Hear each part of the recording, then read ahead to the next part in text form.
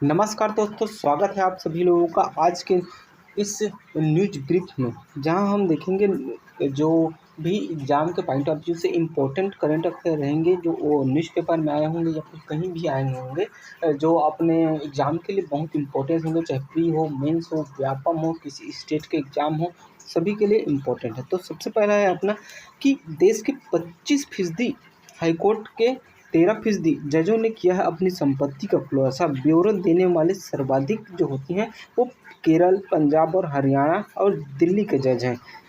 तो आगे देखते हैं कि नई दिल्ली देश के 25 हाई कोर्ट के 749 जजों ने में से 98 यानी कि 13% ने अपनी संपत्ति सार्वजनिक की है। इनका ब्यौरा संबंधित हाई कोर्ट के वेबसाइट पर पोस्ट किया गया है। सुप्रीम कोर्ट की वेबसाइट पर पिछले महीने तक के अपडेट के मुताबिक शीर्ष कोर्ट के 33 न्यायाधीशों में से 27 ने सीजेआई को अपनी संपत्ति का ब्यौरा दिया है। वहीं देश के विभिन्न हाई कोर्ट के 651 जजों ने संपत्ति का फिलहाल खुलासा नहीं दिया है।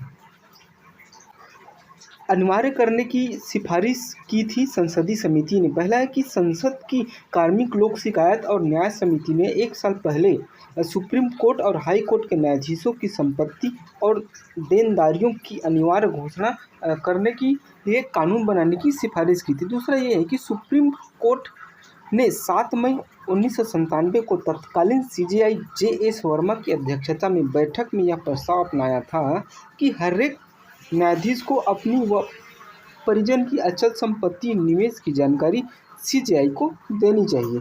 तीसरा ये बताया गया था कि मीडिया रिपोर्ट के अनुसार 28 अगस्त 2023 को आरटीआई अधिनियम के तहत आवेदन कर 18 हाई कोर्ट में से 8 को सवाल भेजे गए थे। उन्होंने जजों की संपत्ति की जानकारी उपलब्ध नहीं कराई। जवाब आया कि इस तरह की जानकारी आरटीआई के तहत नहीं किया जा सकता। सुप्रीम कोर्ट के 33 में से 27 जजों ने दी है अपनी जानकारी। सुप्रीम कोर्ट ने अपनी वेबसाइट पर 33 में से 27 न्यायाधीशों की एक लिस्ट पोस्ट की थी, जिन्होंने सीजेआई डी.वाई. चंद्रचूड़ के समक्ष अपनी संपत्ति की घोषणा की। हालांकि उनके सिर्फ नाम दिए गए हैं। सुप्रीम कोर्ट के 6 जजों की संपत्ति का ब्यौरा नहीं दिया गया है। इस मुद्दे पर सुप्रीम कोर्ट के एक अधिकारी का कहना है कि संपत्ति की सार्वजनिक घोषणा पूरी तरीके से स्वैच्छिक आधार पर है। इस कारण कई जजों ने संपत्ति का ब्यौरा नहीं दिया है। अगला हमारा इम्पोर्टेंट करंट अफेयर है, इशिबा होंगे जापान के अगले प्रधानमंत्री। ये जो है जिबिसा जी हैं, इशिबा जी हैं। ये जापान की सत्तारूढ़ लिबरल डेमोक्रेटिक पार्टी ने शुक्रवार को पूर्व रक्षा मंत्री शिगेरू इशिबा को अपना नेता चुन लिया है। संसद से प्रस्तावित मतदान में उनका प्रधानमंत्री चुना जाना तय है, क्योंकि पार्टी का दोनों सदनों में बहुमत है। वह अगले हफ्ते प्रधानमंत्री पद। अगली न्यूज है हमारे छत्तीसगढ़ के बस्तर से। ब्यूटीफुल बस्तर के ढूढ़ मारस चित्रकोट गाँवों का सम्मान किया गया है।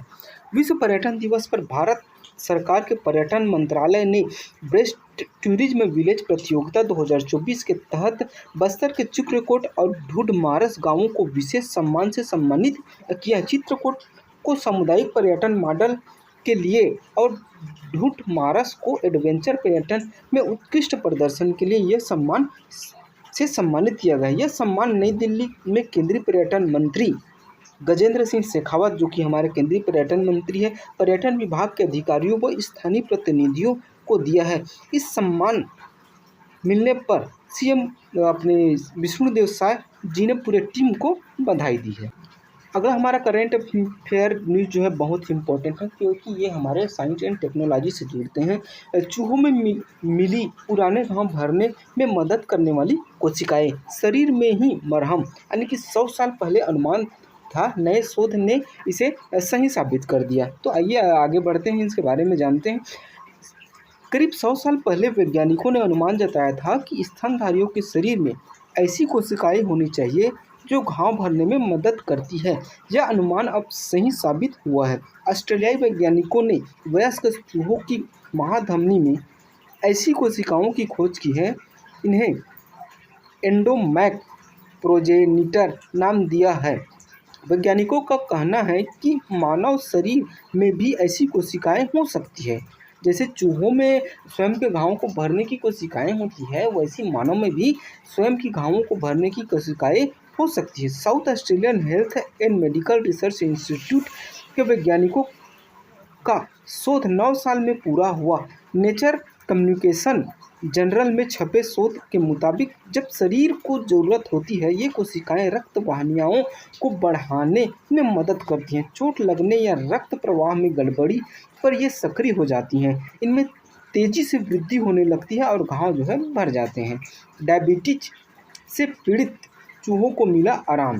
शोधकर्ताओं ने स्वास्थ्य वयस्क चूहों से एंडोमैक प्रोजेनिटर कोशिकाएं निकालकर प्रयोगशाला में उनकी कॉलोनी विकसित की है। बाद में इन्हें डायबिटीज से पीड़ित चूहों में इंजेक्ट किया गया, जो काफ़ी समय से घाव से जूझ रहे थे। चूहों के घाव भरने लगे। शोध की मुख्य लेखक सानूरी लियानेज का कहना है कि ये कोशिकाएं पुराने घावों से जूझ रही मरीजों के इलाज में गेम चेंजर साबित हो सकता है। अगला न्यूज़ भी हमारे लिए बहुत ही इम्पोर्टेंट है। केंद्रीय स्वास्थ्य सचिव ने कहा, हर 10 में से 3 लोगों में यह समस्या है। कौन सी समस्या है? नॉन अल्कोहलिक फैटी लीवर का खतरा बढ़ा है। 66% मौतों के पीछे NCD का हाथ होता है। भारत में नॉन अल्कोहलिक फैटी लीवर बीमारी का खतरा बढ़ रहा है। इसे भी नॉन कम्युनिकेबल डिसीज के रूप में वर्गीकृत किया गया है। देश में 66% मौतें NCD के कारण होती है। केंद्रीय स्वास्थ्य सचिव अपूर्वा चंद्रा ने शुक्रवार को इस गंभीर स्वास्थ्य समस्या पर चिंता जताते हुए कहा कि युवाओं में इसका खतरा ज़्यादा बढ़ गया है। देश में हर 10 में से 3 लोग इस समस्या से पीड़ित देखे जा रहे हैं। इससे स्वास्थ्य क्षेत्र पर अतिरिक्त दबाव बढ़ रहा है। ये कारण हम जानते हैं। तो केंद्रीय स्वास्थ्य मंत्रालय ने बताया कि तंबाकू सेवन, धूम्रपान, गलत खान-पान, शारीरिक गतिविधियों में कमी और वायु प्रदूषण के कारण नॉन कम्युनिकेबल डिजीज बढ़ रही है। ये फैटी लीवर रोग के खतरे को भी बढ़ा रही है।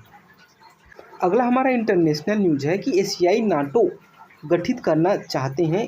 इसीबा कौन है? तो ये जापान के पूर्व रक्षा मंत्री जो वर्तमान में प्रधानमंत्री बनने वाले हैं। जापान के पूर्व रक्षा मंत्री Shigeru Ishiba liberal democratic party के नेतृत्व के लिए हुए मतदान में शुक्रवार को जीत हासिल करने के बाद जापान के अगले प्रधानमंत्री बनने वाले हैं।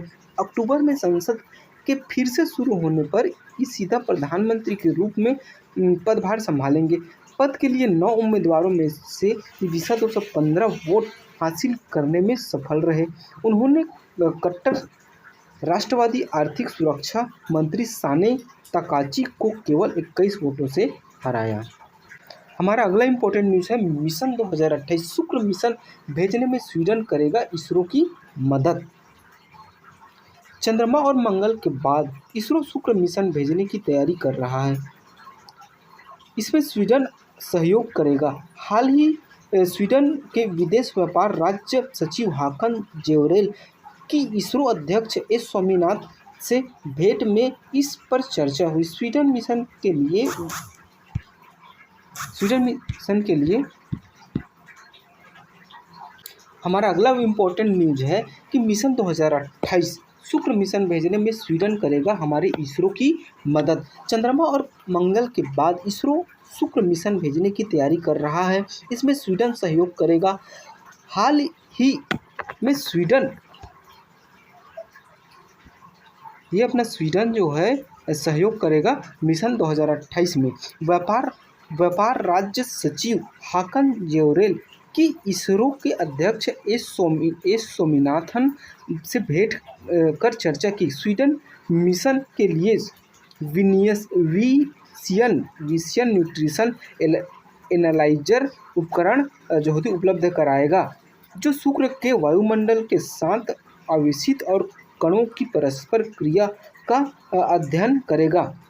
भारत 2028 तक मिशन लॉन्च करने की योजना बना रहा है। इसरो ने जो होती है 1236 करोड़ रुपए की आवंटित किए हैं। शुक्र का निर्माण पृथ्वी जैसी पृथ्वी जैसी ये वातावरण में होगा।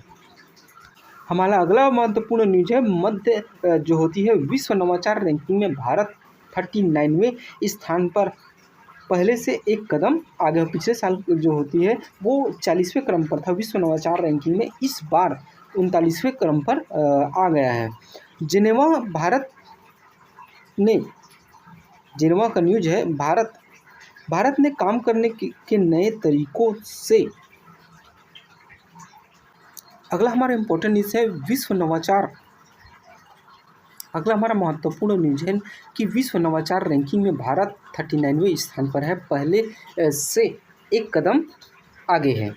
भारत ने काम करने के नए तरीकों से संबंधित वैश्विक नवाचार सूचकांक 2024 में 39वें स्थान हासिल किया है।